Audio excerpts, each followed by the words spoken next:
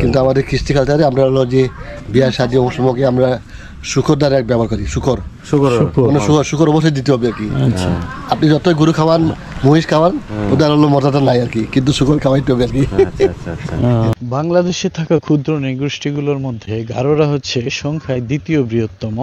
এরা এই শেরপুর, ময়মনসিংহ, নেত্রকোনা এই অঞ্চলটাতে বেশি পরিমাণে বাস করে। বর্তমানে আছি শেরপুরে গারো অধ্যুষিত একটা গ্রামে।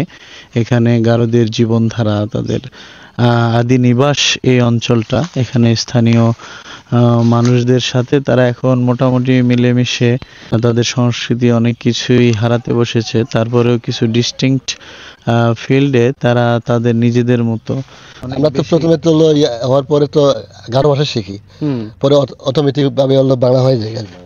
মানে আমাদের লেখাপড়া থেকে শুরু করে বন্ধু বান্ধবের সাথে ঘুরতে ঘুরতে অলরেডি হয়ে যায়। ভালো আছেন আপনারা? ভালো বসেন না, ঠিক আছে প্লিজ। আপনি বসে থাকেন। শুনে না না, আচ্ছা আচ্ছা। 80 কাছাকাছি হয়েছে মনে হয় না, 12 যদি 60 টাকা। আপনারা এখানে কতদিন ধরে আছেন? ইতিহাস জানি না। আচ্ছা, যিনিরা হলো প্রাচীন ছিলেন ওনারা সব মারা গেছে সব। তো এটা সত্যি সত্যি পাইতেছি না আমরা। আচ্ছা আচ্ছা। মানে যারা ছিলেন ওনারাও রেখে যান নাই, এই অবস্থা ছিল। যে গারোরা এই পাহাড়গুলোতে আদি যুগ থেকে আছে, গারোদের একটা সাম্রাজ্য ছিল। আমার বাড়ি এই পাশেই। এই বাড়ি কাদের? এই যে ওনাদের। তো এই যে গারোদের বাড়িঘর যেমনটা দেখলাম যে অনেকটাই পরিষ্কার পরিচ্ছন্নই। তারাও মোটামুটি এই বাঙালিদের মতোই বাড়িঘর তৈরি করেছে। এগুলো খড়ি কি বন থেকে সংগ্রহ করছে। এটা হলো মানে বর্ষাকালে তো হলো ইয়ার তো সমস্যা হয় আর কি, যার কারণে এটা সংগ্রহ করা হয়। এখানে কি কবুতর পালা হয়? কবুতর, মুরগি, ঘর, ছাগল রাখে। এটা আমাদের বাড়ি। আপনি মানে এদিকে সবারই মাটি দিয়ে মাটির ঘরটা এসির মতো লাগে আর কি। মানে কোনো এটা আপনার বাসা? এটা আমাদের বাসা, এটা আমাদের বাসা। ও আচ্ছা। এখানে রান্না বান্না চলে নাকি? এটা রান্না বান্না হলো অস্থায়ী। এখানে হলো খুশ গারো মিলে, খুশ ওইদিকে আছে। হ্যাঁ, ওইদিকে মিলে আমাদের প্রায় 95 পরিবার ছিল আর কি। আমি একে আছি বর্তমানে। আমাদের হলো ইয়াতে ওই যে শালিকারা জব করে তো ওয়াল মিশনে হলো ইয়াতে ময়মনসিংহ ইয়াতে ইয়ে করছে আর কি। আপনাদের অনেকেই এই কৃষি এই পেশাগুলো ছেড়ে অনেকেই বিভিন্ন জব করতেছে। আমাদের উপার্জন কৃষি। আগে জুম চাষ ছিল, এখন জুম চাষ নাই। এখন ঘরে ঘরে কৃষি কাজ করে, তারপর বাগান বাগিচা করে। আমি আসলে এখন কৃষি কাজ করি, মূলত ছাগল রাখার জন্য করছে করাইছে। এটা ছাগলের বাসা নাকি? চুরি হয় না? না, চুরি হয় না, চুরি হয় না। আপনার এই যে জমি, আপনার জায়গা জমি যেটা আছে বসত ভিটা, এগুলো কি আপনাদের স্থায়ী? আমার এই 2টা গরু খাওয়া দাওয়া পরে বিশ্রাম নিতেছে আর কি। মানে মোট কথা আপনাদের জীবনধারা এখন অনেকটাই বাঙালিদের সাথে মিশে গেছে না? এই বাঙালি কালচারের সাথে হলো এখানে মানে শুধু খাওয়াটা হলো এখনো হলো গারো কালচার রয়েছে আর কি। খাওয়া দাওয়া খাবারটা এখনো গারো কালচার। এরপরে মানে 75% হলো বাঙালি কালচার। 75% আপনার শুধু হলো যে বিয়ে শাদীর মধ্যে হলো যে শুকর ব্যবহার করা হয়। আচ্ছা, এইটাই আর কি। বিয়ে শাদীর মধ্যে শুধু শুকরটা। তারপর আমি হলো খান, এটা আপনাদের ট্রেডিশন না? ট্রেডিশন, এটা আগে থেকে হলো আমাদের ছিল নাকি, এবং আমরা সেটাই এখন ধরে রাখছি। তারপর আমি জৈব সার ভার্মি কম্পোস্ট করছি, নিজে করছি। হ্যাঁ, এটা সার হয়ে গেছে। এটা সার হয়ে গেছে। পায়খানা এটা সংগ্রহ করে কিছু শুকানো পরে গ্যাসটা, গোবরের গ্যাস আছে নাকি, এটা হলো যে আমার শাক সবজি। এটা হলো এটার কোনো পার্শ্ব প্রতিক্রিয়া নাই। এটার বেশি দিলেও ক্ষতি নাই। এটা 1000 টাকা মন বিক্রি করি। এটা গ্রাম অঞ্চল তেমন মানে রোজগার নাই এর জন্য। আগে তো মানে অজান্তে ইয়াতে অনেকটা কাজ করছি, প্যাথোলজিতে কাজ করছি। এখন এটা আমরা মায়ের বাড়িতে আছি, মায়ের বাড়িতে খাই, আয়ের রোজগার হলো বাইরে করি না বর্তমানে। যদি লাগে তাহলে করবো আর কি। এই বেড়া দেওয়া কেন এখানে? বেড়া এটা যার তার এরিয়া আর কি। এটা হলো এই পাঁচ রাস্তা যার তার মানে চলবে। তাহলে খাওয়া দাওয়া মায়ের বাড়িতে? মায়ের বাড়িতে। মা কি খাওয়ায়? মায় খাওয়ায়। তাদের সেই আদি পেশাগুলো বন থেকে তাদের জীবিকা উপার্জন করা, এগুলো অনেকটাই কমে সংকুচিত হয়ে গেছে, যার কারণে তাদের একটু সমস্যায় পড়তে হচ্ছে। মাতৃতান্ত্রিক যে ব্যাপারটা ছিল তারা বিয়ে করে স্ত্রীর বাড়িতে চলে যেত, এই ব্যাপারটা নাকি আধুনিক বাঙালিদের মতো তারা অনেকটাই হারিয়ে ফেলেছে। এটা নাই আর। বিয়ে হলে স্বামীকে চলে আসতে হয় এরকম আগে ছিল, আগে তো হলো, এখন আর নাই না? এখন হইলে ওইসব হলো মানে আমরা তো বই পড়ছি, আমরা বই ছিল আপনাদের জীবনধারা। ওটা ঘর জামাই বলতো, নক্রম।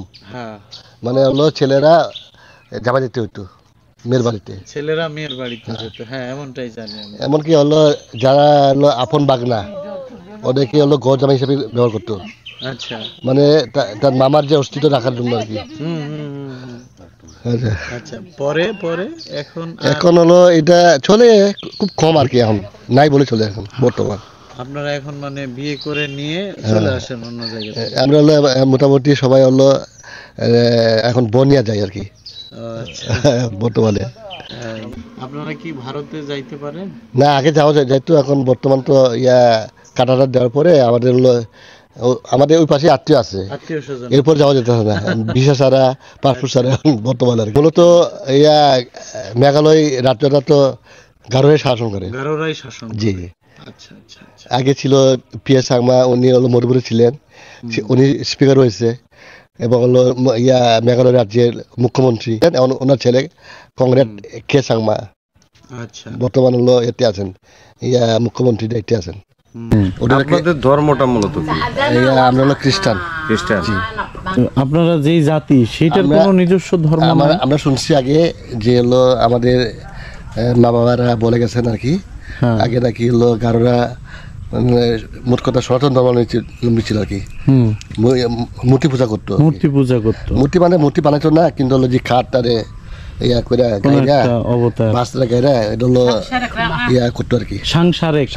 আপনাদের একটা ধর্ম ছিল না? সনাতন আর কি, গুরুসত্য বলে আর কি, গুরুসত্য এটা পালন করতো আর কি।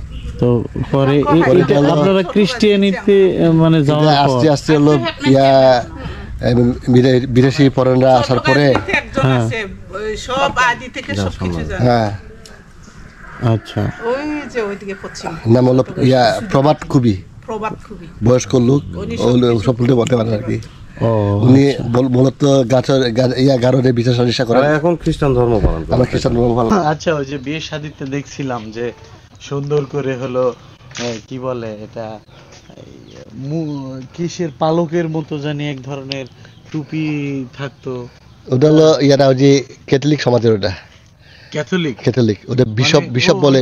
বিশপ খ্রিস্টানদের যে দুইটা ভাগ আছে, ক্যাথলিক আর না 10টা গ্রুপ আছে, 10টা গ্রুপ। হ্যাঁ, গ্রুপ মানে 10টা একই আচ্ছা, কিন্তু হলো মনে করেন না আমি প্রভাবশালী, আমি হলো দু একটা লোক নিয়ে আমি একটা সমাজ গঠন করিয়া আচ্ছা একটা হলো যে নাম নিতে হবে 70 apprentice, church of Bangladesh, TBC, আচ্ছা মানে ব্যাপটিস্ট আর কি, ব্যাপটিস্ট এজি চার্চ, এরকম করে গড অফ অ্যাসেম্বলি, এরকম করে নাম ওটা, এরকম করে অনেকগুলো প্রায় 10টার মতো আছে আর কি, এতে মানে গ্রুপ আর কি একই ভাষা তো আছে একটা আচিক মান। কেমন আছেন, এটা কিভাবে বলে? এটা নামি দোঙামা, নামি দোঙামা। আচ্ছা, আমি ভালো আছি এটা বললে কিভাবে? নামি দোঙা। যে আপনার বাড়ি কোথায়, এটা কিভাবে? নাসুইনক বাচ্চা, মানে আপনাদের বাসা কোথায়? আপনাদের কোনো বর্ণমালা আছে? বর্ণমালায় ইন্ডিয়াতে একটা ব্যবহার করা হয়েছিল। আচ্ছা, ইদানিং দিয়ে ইংলিশ দিয়ে লিখে আর কি। ভাষা হলো গারো দিয়ে, ভাষা গারোই, কিন্তু ইংরেজি দিয়ে লেখে না। এটা মুখে মুখে প্রচলিত হচ্ছে আদি যুগ থেকে। আমাদের হলো যেটা ইন্ডিয়ায় ব্যবহার করে ওটা মূলত হলো সাধু ভাষা আর কি। আর্থিক ভাষা হলো যে বাংলাদেশ সরকার থেকে হলো অনুমোদন হয়েছিল মাঝখানে, এটা প্রচলন হওয়ার কথা ছিল, এখন মনে হয় বাস্তবায়ন হয়েছে কি না, কিন্তু হলো অনুমোদন নাকি পাইছে এরকম শুনছিলাম আর কি। কিন্তু হলো পাঠ্যপুস্তক এখন আমি নিজে দেখি না। এখনো আমার ভাষা আমার পরিচয়, এটা অবশ্যই দরকার। বর্তমান সিল বাংলাদেশ SIL বর্তমানে নিয়ে কাজ করতে আর কি, বিভিন্ন কুশ, গারো, বর্মন, বিভিন্ন মানে ক্ষুদ্র ক্ষুদ্র যে জাতি আছে ওদের নিয়ে কাজ করতেছে না।